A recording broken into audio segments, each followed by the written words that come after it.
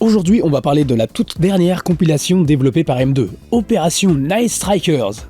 Je vais vous en faire une présentation générale et clarifier quelques points car j'ai vu pas mal de questions au sujet de cette compilation. Opération Night Strikers est une compilation qui regroupe 4 classiques de l'arcade de Taito.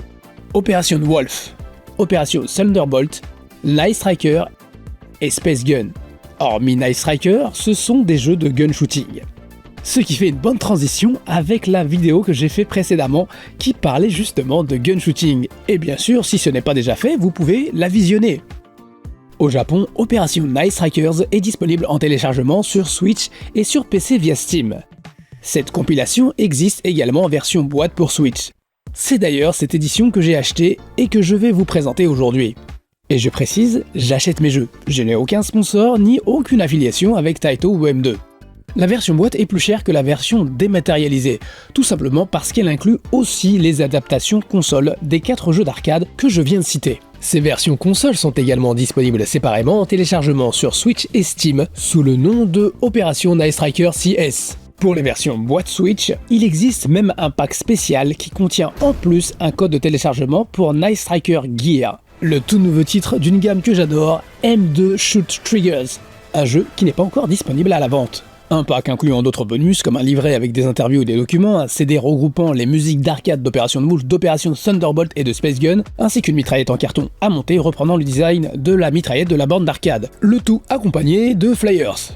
J'ai vraiment hésité à prendre ce pack. Surtout pour son petit livret avec les interviews et les documents. Mais vu qu'il coûte le double de la version boîte standard et que je n'ai pas un budget illimité, j'ai dû finalement renoncer. Il y a aussi d'autres raisons liées à Night Striker Gear sur lesquelles je reviendrai plus tard. Et il y a d'autres packs spéciaux pour la version boîte, dont une version contenant une figurine avec un prix à vous perforer le portefeuille. Mais je ne vais pas tout détailler ici. Concentrons-nous plutôt sur le contenu de la version standard Switch que j'ai acheté. La version japonaise en boîte Switch permet de sélectionner bien sûr le japonais, l'anglais, le chinois et le coréen. Malheureusement, il n'y a pas de français. Et on commence tout de suite par Opération Wolf, un jeu sorti en arcade en 1987, avec la particularité d'avoir une mitraillette directement fixée à la borne. C'est un rail shooter qui défile principalement à l'horizontale. Il faut dégommer les ennemis tout en évitant de tirer sur les civils et les prisonniers que l'on doit libérer. Un jeu clairement inspiré de Rambo et Commando avec un héros qui est littéralement une armée à lui tout seul. Au passage, Rambo, en japonais Lambo, veut dire violent. Dans ce jeu, les munitions ne sont pas infinies, donc il faut éviter de tirer n'importe comment. Bien sûr, on peut récupérer des chargeurs et des roquettes qui apparaissent à l'écran en leur tirant dessus pour ne pas se retrouver à sec. On peut même en obtenir en tirant sur des oiseaux ou certains éléments du décor. Il y a aussi des objets qui redonnent de la vie, essentiel car la vie part très vite. Ce jeu m'avait marqué quand j'étais petit. La guerre, la violence, on pouvait même tirer sur les pauvres infirmières et les otages, et le tout avec une mitrailleuse dans les mains. Je n'avais jamais vu ça avant. Un jeu que j'ai toujours trouvé difficile et honnêtement, ça n'a pas changé aujourd'hui. Ce qui est bien, c'est que l'on peut faire les 4 premiers stages dans l'ordre que l'on veut, ce qui permet de voir du paysage même si on n'arrive pas tous à les finir. Opération Wolf est sans doute le jeu le plus emblématique de la collection, un classique du jeu vidéo qui a été porté sur de nombreuses consoles et ordi de l'époque. Une fois de plus, M2 nous propose des versions fidèles à l'arcade avec un portage de la version japonaise et US, ainsi que l'ajout de versions Easy pour la version japonaise et US. Et comme toujours avec M2, on retrouve leur fameux gadget qui affiche plein d'infos en temps réel. Le fameux scoring en ligne pour se mesurer aux joueurs du monde entier, un système de trophées, et la possibilité de sauvegarder à tout moment. On peut choisir la difficulté pour chaque version, et même la possibilité de choisir entre la version de la borne avec le pistolet à fil ou avec la mitrailleuse fixée à la borne. Cette version étant légèrement plus difficile. Au niveau des options du son, il est possible d'activer une simulation du bruit que faisait la mitrailleuse de la borne lorsqu'on appuyait sur la gâchette. Mais surtout, il y a différentes méthodes de contrôle. Sur Switch, on peut jouer en déplaçant la cible avec le stick analogique ou la croix directionnelle. On peut aussi utiliser le gyroscope qui simule un peu les sensations de viser avec une arme. Bien sûr, ce n'est pas aussi réactif ni précis qu'un light gun, mais je trouve ça plus agréable que de jouer uniquement avec les boutons directionnels. La mire a tendance à se décaler progressivement, mais on peut la recaler à tout moment avec un simple bouton. Sur Switch, comme sur PC, on peut aussi jouer avec une souris. J'ai essayé avec une souris USB standard, ça a marché direct. Attention par contre, sur Switch, si vous utilisez la souris, il faut désactiver le mode gyroscope. Sinon, ça va pas marcher, vous avez beau bouger la souris, il va rien se passer. J'ai aussi constaté qu'en fonction des souris, la sensibilité diffère. Heureusement, il y a la possibilité de régler la sensibilité dans les options. Pour ceux qui comme moi possèdent ce CyberSix de Micomsoft, qui permet entre autres de jouer à Opération Wolf sur l'aigrette de Mini, n'est malheureusement pas compatible avec la Switch. Il est compatible uniquement avec la version PC. Ça a été un vrai dilemme pour moi, parce que j'aurais adoré jouer avec ce stick. Mais au final, j'ai choisi la version Switch, parce que je voulais absolument la version boîte. Après, je peux toujours jouer avec ce stick à Opération Wolf avec l'aigrette de Mini. Côté affichage, on a plusieurs options. Affichage pixel perfect, plein écran avec le ratio respecté, ou complètement étiré pour remplir l'ensemble de l'écran. Il y a aussi des filtres pour ajouter des scanlines et un léger flou qui simule l'image analogique d'une prise RCA. Au niveau filtre, c'est clairement léger car on n'a pas 36 000 versions de scanline, une seule point barre.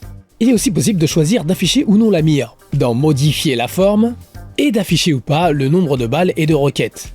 Et là, une petite astuce, si l'on relâche la gâchette juste au moment où notre chargeur de balles est vide, on peut recharger plus rapidement son arme. Et comme je le disais plus tôt, la version boîte Switch inclut aussi les versions console. On a la version Famicom et NES, que je possède encore sur NES et que j'ai ressorti pour l'occasion. Une version compatible avec le zapper. Ces versions NES et Famicom de M2 se jouent avec la manette et avec la souris, mais ne sont pas compatibles au gyroscope. Alors sur Switch, le contrôle avec la souris pour ces versions, c'est vraiment pas au point. Le curseur se bloque souvent, c'est tout simplement injouable. Il y a aussi la version Master System, sortie un peu plus tard, avec de meilleurs graphismes que la version NES, jouable avec le Light Phaser. La version M2 peut se jouer avec la manette et le gyroscope, mais pas avec la souris. Oui, selon les versions et la plateforme, les possibilités de contrôle changent. C'est vraiment pas évident de s'y retrouver et c'est une des raisons pour laquelle j'ai fait cette vidéo. Et comme c'est souvent le cas, pour les collections M2, les versions console ne bénéficient pas de gadgets. Enfin, on remarquera la grosse absence de la version PC Engine, qui était pourtant la meilleure adaptation console de l'époque. Un excellent portage signé NECAV2 qui permettait même de jouer à deux simultanément. Le problème, c'est que la PC Engine n'avait pas de light gun. Et à la manette, le jeu est vraiment très difficile, même à deux. A noter quand même qu'il existe une édition spéciale de la version Switch en boîte qui inclut la version PC Engine en téléchargement. Là encore, leurs différentes versions, c'est vraiment pas clair. Parlons maintenant de Opération Thunderbolt, sortie en 1988 au Japon en arcade, soit environ un an après Opération Wolf, dont il est la suite directe. Le scénario de ce jeu n'est pas sans rappeler l'opération menée en 1976 pour sauver des otages de terroristes qui avaient détourné un avion. À la différence du premier volet, on peut jouer à deux, avec une borne équipée de deux mitrailleuses. Une borne que j'ai d'ailleurs revue récemment dans la salle d'arcade Hei de Akihabara. Le principe de jeu reste fondamentalement le même que dans le premier épisode, mais avec plus de variations dans les scrollings, notamment un effet pseudo 3D lorsqu'on avance vers l'avant. On peut maintenant se déplacer en véhicule, par exemple en voiture ou en bateau. Un jeu que je trouve plus varié, avec des décors qui changent davantage d'un niveau à l'autre, et graphiquement l'évolution est flagrante. Il y a encore plus d'ennemis, avec des grands sprites, ce qui me rappelle à quel point l'arcade évoluait rapidement à l'époque. Bon après d'accord, Space Harrier faisait plus ou moins la même chose déjà en 1985-86. Personnellement, j'ai trouvé que la difficulté montait encore d'un cran. Parfois tu ne sais même plus où tirer tellement il y a des choses à l'écran. Bien plus tard j'ai compris qu'en mode un joueur, on ne prend des dégâts que sur la moitié gauche de l'écran, hormis pour certains ennemis comme les hélicoptères. La version M2 propose différentes versions de l'arcade, la version japonaise, la version US et leurs variantes Mini JP et Mini US. A l'époque au Japon, ces versions mini tournaient sur des petites bornes que l'on retrouvait dans les Dagashiya, ces petites boutiques de quartier qui vendent surtout des bonbons, mais qui avaient aussi parfois quelques bornes. Ces déclinaisons s'adressaient surtout à un public plus jeune. Mais ces bornes mini sont limitées à un joueur, ce qui fait qu'à la différence de la version originale arcade, on prend des dégâts sur l'ensemble de l'écran. Résultat, la difficulté ne rigole pas. Comme pour Opération Wolf, M2 a aussi ajouté des versions Easy JP et Easy US pour un total de 6 versions. Concernant les options de Opération Thunderbolt, on a fondamentalement la même chose que Opération Wolf, donc je ne vais pas m'étendre davantage là-dessus. La version Switch en boîte contient aussi la version Super Nintendo, une adaptation de l'arcade sortie en 1994 sur Super NES. J'avoue que je l'avais même pas remarqué à l'époque, car j'avais les yeux rivés sur l'import japonais, en particulier les RPG. L'adaptation Super NES propose des graphismes de bonne facture, mais ça rame par rapport à l'arcade. Elle apporte quelques nouveautés, comme la possibilité de choisir des personnages équipés d'armes différentes, ce qui influe plus ou moins la fréquence de tir et la taille de la hitbox. Il y a aussi des sacs qui traversent l'écran, permettant de récupérer des munitions ou de la vie, à condition de pouvoir les dégommer. Jouer à la manette à ce jeu pour moi c'est mission impossible, j'arrive vraiment pas à suivre. Heureusement on peut utiliser la souris de la Super NES, ce qui est quand même plus efficace. Et on peut aussi jouer avec le Super Scope, mais là encore je galère. Car je vois pas grand chose de l'écran à travers le viseur. Oui, car le viseur est un petit trou qui cache une grande partie de l'écran. Je me souviens qu'avec de l'entraînement, je pouvais utiliser mes deux yeux, un pour viser et l'autre pour regarder l'ensemble. Mais quand t'as pas joué depuis longtemps, c'est pas évident. Dans la version M2 de ce jeu, on peut jouer aussi bien à la manette qu'à la souris.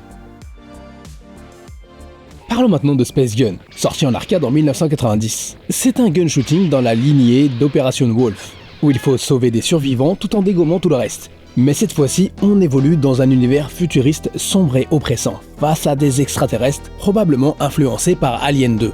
Comme dans Operation Thunderbolt, la borne est équipée de 2 mitrailleuses, si on peut vraiment appeler ça des mitrailleuses. Une borne qui dispose en plus de 2 pédales, qui permettent de reculer pendant quelques instants. Et cette fois-ci, le tir de base est illimité, grâce à une barre d'énergie qui se vide progressivement tant qu'on maintient la gâchette appuyée, puis se recharge quand on la relâche. On dispose aussi de différents types de tirs.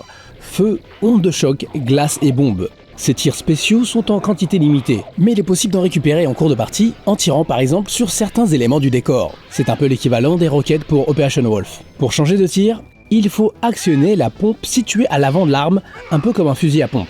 Le gameplay se démarque grâce à l'utilisation des pédales. Par exemple, à 2 joueurs, il faut appuyer en même temps pour que le recul commence plus rapidement. Sinon, la réaction n'est pas immédiate. Il faut aussi bien penser au timing, car bien utilisé, cela permet de s'éloigner des monstres et d'esquiver les attaques. Et c'est en quelque sorte l'ancêtre du concept de la pédale pour se mettre à couvert dans Time Crisis. Les ennemis ont des comportements variés.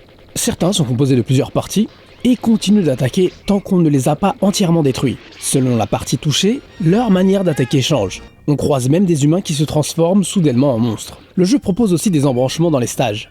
Là encore, un jeu qui est loin d'être simple. On notera aussi la participation de Norihiro Furukawa, du célèbre groupe Zuntata, à qui l'on doit de nombreuses musiques cultes des jeux de Taito. Là encore, M2 propose différentes éditions de l'arcade. Pour les options, elles sont similaires à Operation Wolf. Et bien sûr, sur Switch, on a la possibilité de jouer avec la croix directionnelle, le gyroscope ou encore la souris. La version Switch en boîte contient aussi la version Master System de Space Gun, sortie en 1992. Encore un autre jeu Master System qui n'est jamais sorti au Japon. Cette adaptation est compatible avec le Light Phaser. Alors bien sûr, on est loin de la version arcade, et il n'y a plus la possibilité de reculer. Mais cela reste un jeu intéressant en termes de contenu pour un light shooting game de la console 8 bits de Sega.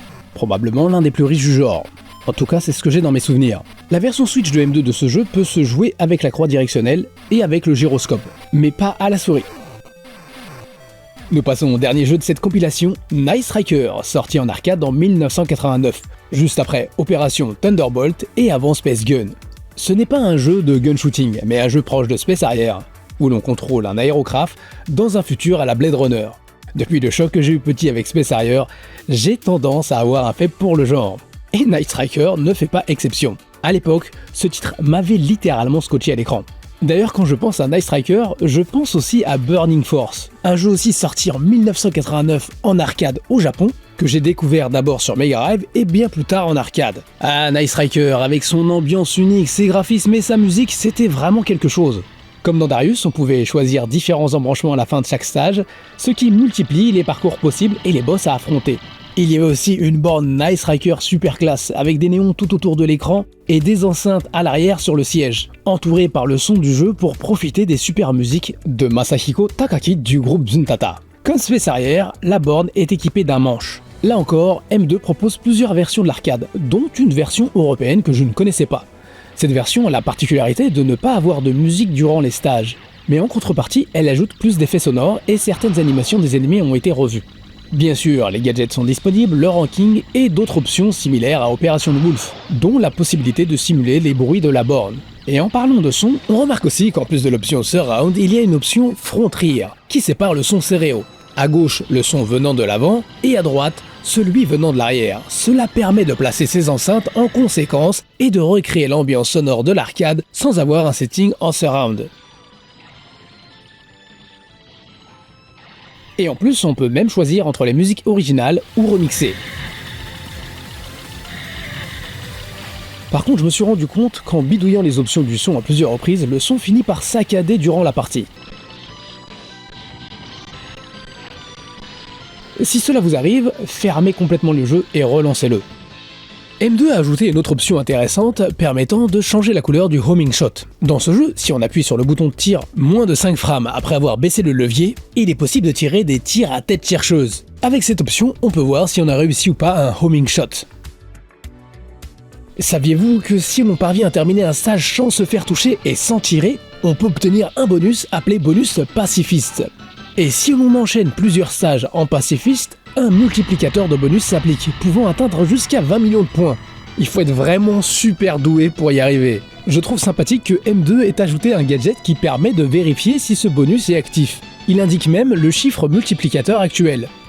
Sur la version Switch, on peut jouer avec le stick analogique, la croix directionnelle ou en mode gyroscope. Et le mode gyroscope a son charme. Surtout avec la possibilité de tenir le contrôleur à la verticale un peu comme un manche.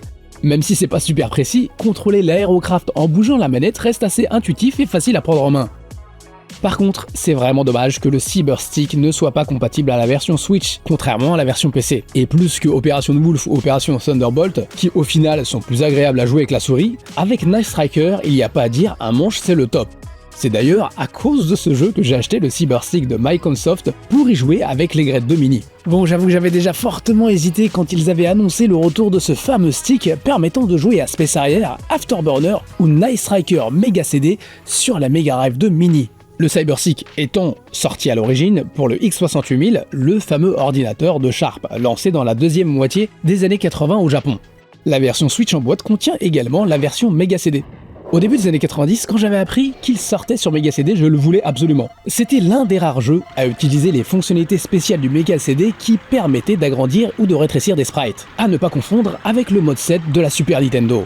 Et j'ai fini par l'avoir cette version Mega CD. Et en le relançant, je me rends compte à quel point c'était une bouillie de pixels, ce qui m'avait légèrement choqué à l'époque et un peu démoralisé, mais je me suis tout de même amusé avec. Et cette version Mega CD, en plus des musiques originales de l'arcade, contient aussi de chouettes versions arrangées. La version M2 du jeu permet, comme dans la version originale, de jouer en mode analogique ou en mode digital. Au passage, à l'époque, impossible pour moi de jouer en mode analogique, car je ne savais pas qu'il existait une manette avec un stick analogique pour Mega Drive. Et là je suis en train de me dire que je vous ai pas dit que l'ensemble des versions arcade ont une fonctionnalité replay. Parlons brièvement du nouveau Night Striker Gear, un titre que j'attends avec impatience. Ce n'est pas un remake mais bien un nouveau jeu, qui sortira sous le label M2 Shot Triggers, un label qui pour l'instant ne m'a pas déçu. Comme je le disais plus tôt, il existe une édition de ce jeu dans un pack spécial de la collection Operations Night Strikers.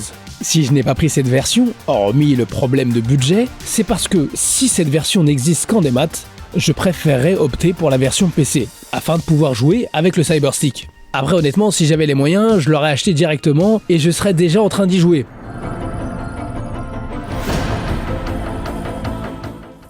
Ce sera tout pour cette petite présentation de la compilation Opération Night Strikers, et qui est ma foi fort sympathique, que ce soit pour les nostalgiques des jeux d'arcade de Taito ou pour ceux qui veulent les découvrir. Et pour moi, c'est encore une énième version de ces jeux que j'ai déjà en partie sur les Grade 2 Mini, et dans les collections Taito Arcade Memories sur PS2 japonaise, que j'ai d'ailleurs ressorti pour l'occasion. Et même si ces versions PS2 peuvent se jouer sur un CRT, elles ne sont pas compatibles au Light Gun comme le Gun Count 2. Cette nouvelle compilation de M2, incluant plusieurs versions de l'arcade et différentes façons de jouer, risque donc, une fois de plus, d'être mon moyen privilégié de jouer à ces classiques de Taito. Sauf pour Night Striker, auquel je préfère jouer avec le stick et les Grade 2 Mini. Ce qui serait bien évidemment différent si j'avais pris la version PC. On s'arrêtera là en espérant que cela vous a plu et en vous remerciant d'avoir regardé la vidéo jusqu'au bout. Je vous fais de gros bisous et je vous dis à très bientôt. Salut, sayonara.